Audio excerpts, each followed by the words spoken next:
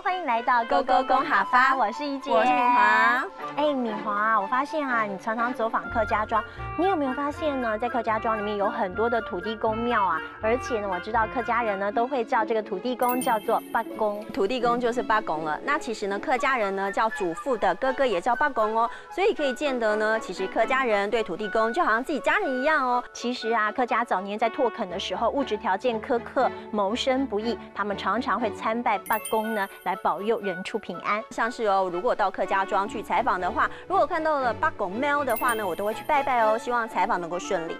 其实你刚刚讲的庙呢，其实就是庙的意思。我们家附近也有一间土地公庙，常常去拜拜，可以心情平静，而且会觉得很平安，对不对？对。说到平安呢，平安就叫做平安，平安就是平安的意思。那如果我们要教大家说呢，土地公是保佑平安的神明，这句话要怎么说呢？这句话应该要告诉大家的是八公嘿保佑平安的神明，八公嘿保佑平安的神明。今天勾勾公哈发就告诉大家客家人的信仰文化哦。阿爸，这稻子看起来是不是快收成啦？差不多到生米是割得了。哦。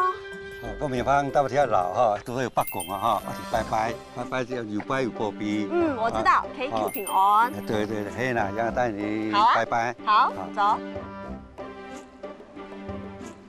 让我带你来看一下个长路八公庙哈。这就是八公庙。对，这样八公庙，8公年。哦，100多年了。100多年了，嘿，长路了。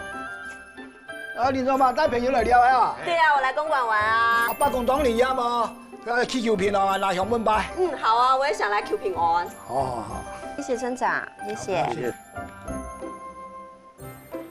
看你到公馆的那一间八公庙呢，其实啊，感觉起来真的是很灵验呢。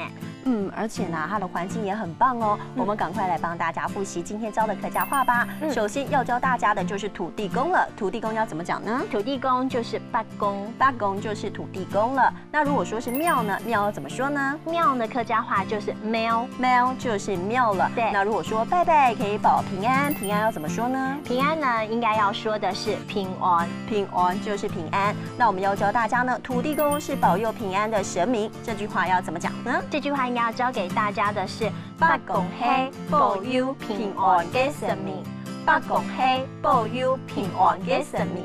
今天勾勾公哈发，希望大家呢人畜平安，心灵平静哦。下次见，拜拜。